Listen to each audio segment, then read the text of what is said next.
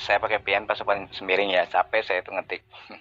Jadi gini Pak Sopan Sembiring, Taurat, Injil dan Zabur itu semuanya sudah terangkum di dalam Al-Qur'an karena Allah Subhanahu wa taala itu berfirman di dalam Al-Qur'an, "Wa makana hadzal Qur'an ayyuqra min dunillahi walakin tasdiqal ladzina baina yadayhi wa tafsilal kitab la raiba fihi mir rabbil alamin." Seperti begitu. Jadi tidaklah mungkin Al-Quran ini dibuat selain Allah. Akan tetapi Al-Quran itu membenarkan kitab-kitab yang sebelumnya dan menjelaskan hukum-hukum yang telah ditetapkannya. Tidak ada keraguan di dalamnya. Gitu ya. Jadi itu memang dari Allah. Jadi memang Al-Quran itu membenarkan kitab-kitab sebelumnya. Gitu. Membenarkan tentang apa? Contohnya seperti Torah diturunkan kepada Musa alaihissalam, Zabur kepada Daud alaihissalam, serta Injil kepada Isa alaihissalam. Nah, sementara Al-Quran sendiri itu merangkum semuanya, jadi menjelaskan hukum-hukum yang telah ditetapkannya, hukum-hukum yang telah ditetapkan di dalam kitab-kitab sebelumnya, maka adanya itu di dalam Al-Quran. Karena apa? Al-Quran itu adalah kitabnya Allah yang paling terakhir, gitu loh, yang diturunkan kepada Nabi akhirul zaman, yang diutus untuk seluruh alam. Seperti begitu Pak Sobat Sembiring. Kalau Yesus sendiri kan itu ngomplek ya, diutus hanya untuk 12 suku Israel saja, dan dia itu ya kelasannya itu hanya kepulauan lah gitu ya kan. Sementara Muhammad SAW itu adalah rahmatan lil alamin, jadi sebuah rahmat untuk seluruh alam. Nah inilah begitu Pak Sobat Sembiring ya, mudah-mudahan mengerti. Wow. Enggak usah kamu ngomong panjang-panjang itu. Kalau sudah melebur di sana, nggak diarahkan lagi kamu belajar pada kitab-kitab sebelumnya. Kalau sudah ada di situ, ngapain diarahkan? Kan bego itu. Kalau sudah ada dalam situ, tidak diarahkan lagi. Cukup Quranmu aja dibaca gitu. Ini kan diarahkan. Harus beriman pada kitab-kitab sebelumnya. Gitu kan. Kalau kamu tidak baca Taurat, tidak baca Zabur, tidak baca Injil, dari mana kamu bisa tahu? Dari mana kamu bisa beriman? Gitu. Kalau sudah melebur tuh, leburannya di mana itu juga tidak jelas lagi tuh. Sudahlah kamu mikir dulu. Nah ini justru salah ya ketika Pak Sobat Sembiring mengatakan bahwa orang Islam itu diarahkan, bukan Pak Sobat Sembiring, tetapi ketika orang disuruh mengimani kitab-kitab sebelumnya gitu kan, atau membenarkan kitab-kitab sebelumnya, itu karena apa? Karena memang seluruh kitab tersebut itu diturunkan oleh Allah. Nah seperti begitu Pak Sobat Sembiring. Jadi bukan diarahkan untuk mempelajari isinya, karena memang sudah tidak ada lagi gitu loh. Ketika Taurat tersebut diberikan kepada Musa dan seiring bergantinya zaman sehingga digantikan lagi kepada Zabur ya, yang diterima oleh Daud alaihissalam, dan lalu diturunkannya lagi itu Isa, hingga akhirnya di Isa pun itu tidak ada, karena sampai detik ini pun kan orang Kristen itu tidak bisa membuktikan umpamanya seperti Injil according of Jesus gitu umpamanya ya, atau Gospel according of Jesus, itu kan tidak ada. Apa yang diajarkan oleh Yesus di rumah-rumah ibadat berkeliling waktu itu sudah tidak ada sebenarnya. Dan yang ada sekarang di tangan-tangan orang Kristen itu adalah hanya sebuah kreasi-kreasi manusia dan hasil liputan ya. Seperti halnya Lukas, kan seperti begitu. Nah, sementara orang Islam diarahkan itu bukan diarahkan untuk mempelajari tentang isinya, karena isinya semua itu sudah ada di dalam Al-Quran. Kan sudah jelas ya, tadi saya sudah kasih dalilnya kepada Pak Sopan ini gitu loh. Ya. Jadi walakin tasdiqal ladzina bayana, seperti begitu. Jadi membenarkan kitab-kitab yang sebelumnya dan menjelaskan gitu loh. Menjelaskan hukum-hukum yang telah ditetapkannya. Nah, jadi Al-Quran ini itu tercipta untuk menjelaskan hukum-hukum yang sudah ditetapkan di dalam kitab-kitab sebelumnya. Nah, seperti begitu Pak Sopan Sembiring. Apa sudah paham Pak? Silakan ditanyakan lagi yang belum paham. Kalau tidak ada lagi.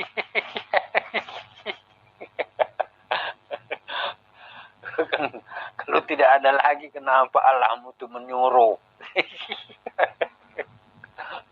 Tambah lagi kelihatan tolol mungkin. Kalau sudah tidak ada, ngapain lagi disuruh? Otakmu taruh di mana itu? Dukulmu taruh di mana? Jangan ditukar.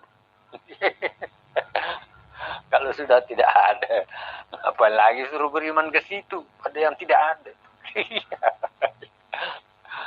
Sudahlah kamu mikir dulu 1 minggu ini. Tanya ustadzmu, tanya ulamamu, atau minum kencing ulamamu dulu. Supaya kamu bisa masuk surga. Kan gitu. Kalau kamu minum kencing ulamamu, makan peraknya, bisa kamu masuk surga. Itu aja mikir dulu seminggu nih. Gak usah buru-buru.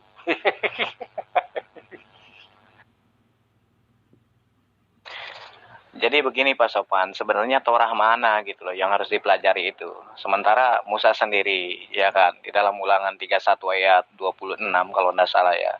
Kata Musa apa bilang, ambillah kitab Taurat ini dan letakkan di samping tabut perjanjian Tuhan, Allahmu. Kan seperti itu ya. Supaya menjadi saksi di situ terhadap engkau. Nah, sebab aku mengenal kedegilan dan tegar tengkukmu. Sedangkan sekarang selagi aku hidup bersama dengan kamu, kamu sudah menunjukkan kedegilanmu terhadap Tuhan. Terlebih lagi nanti sesudah aku mati.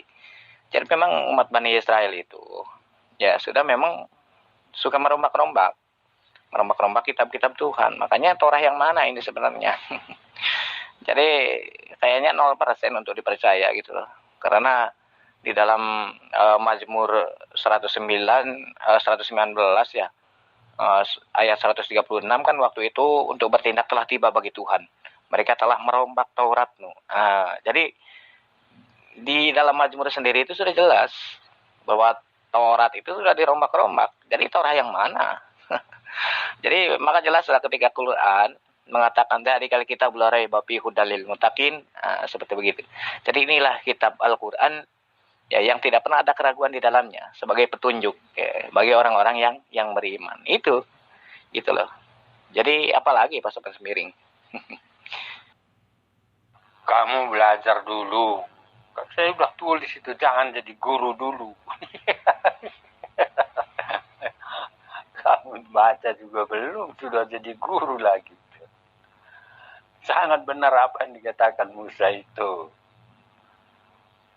Kan tingkah laku orang Yahudi itu begitu. Bukan kitabnya yang dia masuk itu tolol. Makanya belajar dulu. Perilaku orang Israel itu yang dia maksud itu tolol. Gak usah buru-buru dulu, baca dulu, jangan jadi guru dulu. Kamu baca aja belum, jadi guru lagi tuh.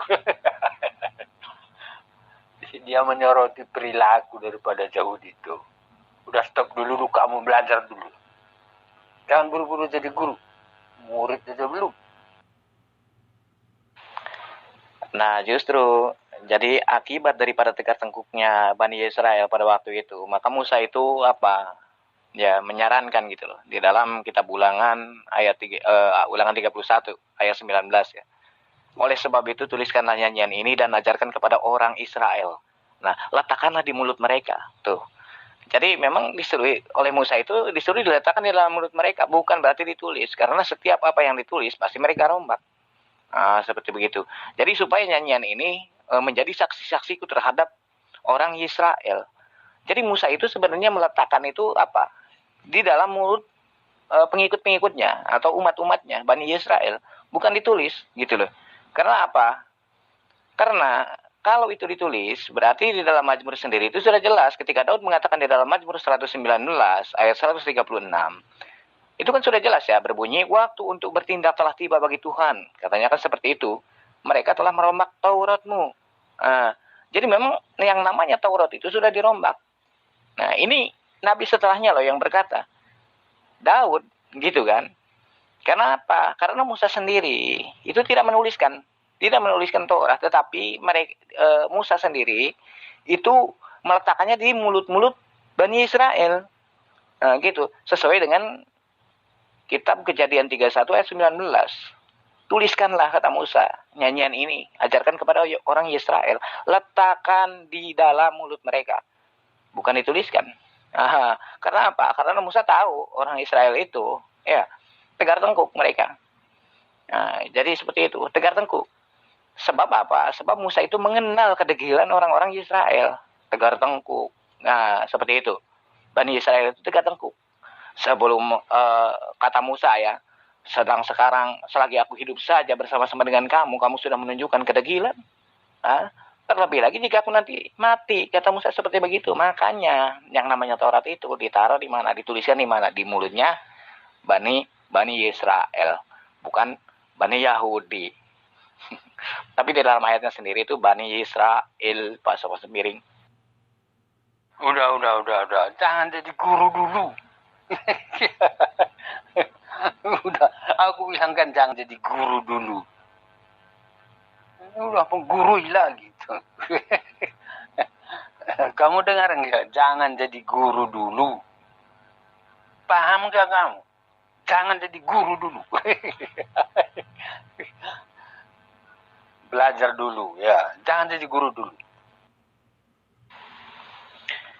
Ya sebenarnya ini itu bukan sedang menggurui, tetapi saya itu sebenarnya sedang mengkanter apa yang menjadi statement Pak Sopan Sembiring. Ketika Pak Sopan Sembiring itu kan mengatakan bahwa orang Muslim katanya harus mengimani isi daripada Taurat atau Injil atau Zabur, kan seperti itu.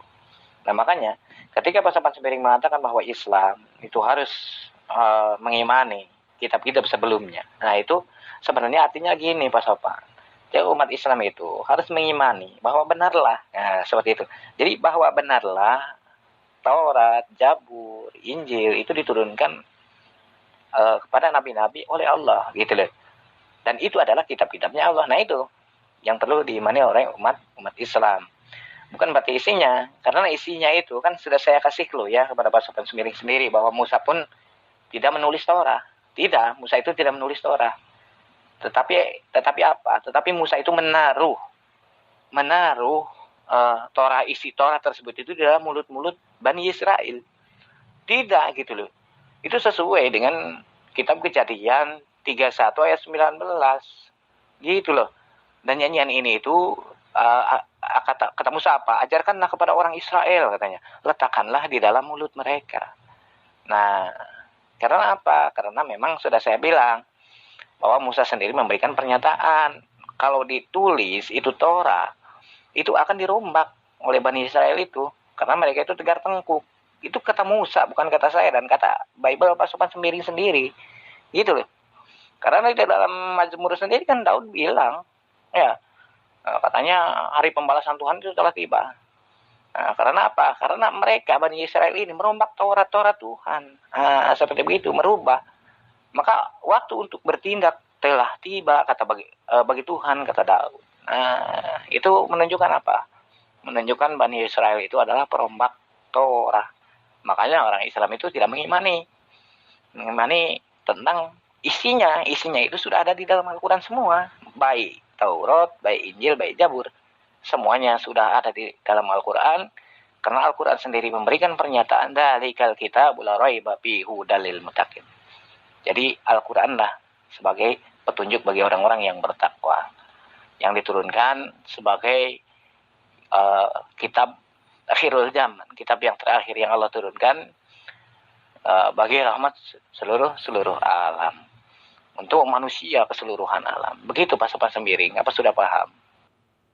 Udah, jangan jadi guru saya bilang. Isinya yang penting telol. Tolol banget lu. Isinya yang penting. Bukan kulitnya. Udahlah, kamu belajar dulu. Jangan jadi guru, menggurui lagi. Lalu diimani apanya? Kulitnya, bukan isinya. Kamu belajar dari mana sih itu? Mengetahui gitu. Ada kita belajar begitu saja. Isinya telur.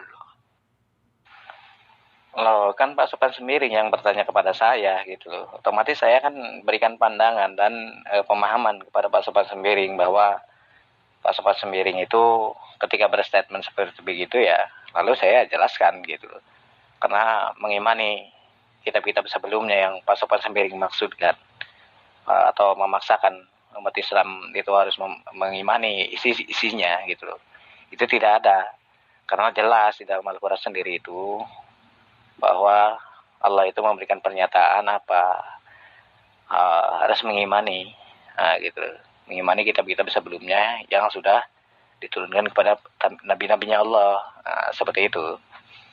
Jadi kita itu sebagai orang muslim yang mempercayai apakah Taurat itu diturunkan Allah, ya kami percaya. Apakah Zabur juga diturunkan oleh Allah, ya kami juga percaya. Dan apakah Injil diturunkan oleh Allah juga, iya. Seperti itu gitu. Nah kalau sementara isinya itu ya sudah bukan yang itu gitu, isinya sudah entah di mana gitu. Karena sudah saya jelaskan, pertama dari Torah sendiri saja, Musa itu tidak pernah menulis Torah ya, karena Musa itu mengajari dan menyimpannya di dalam mulut orang-orang Israel sesuai dengan kitab Kejadian 31 ayat 19. Begitupun juga Injil gitu loh. Injil yang mana? Sementara Injil itu tidak pernah ditemukan, Gospel according of Jesus itu tidak pernah ditemukan. Tetapi yang dikanonisasi itu adalah Gospel according of Matius, Markus, Lukas, dan Yohanes. Dan memasukkanlah sang Bapa ya, sang Bapa yang dipercaya oleh Kristen itu sebagai rasul, yaitu firman-firman dari Pak Paulus. Seperti itu. Itu bahkan udah jauh sekali. Dan tidak masuk nominasi dalam kepercayaan Islam atau di dalam Al-Quran sendiri sudah tidak termasuk yang namanya Paulus itu, gitu loh.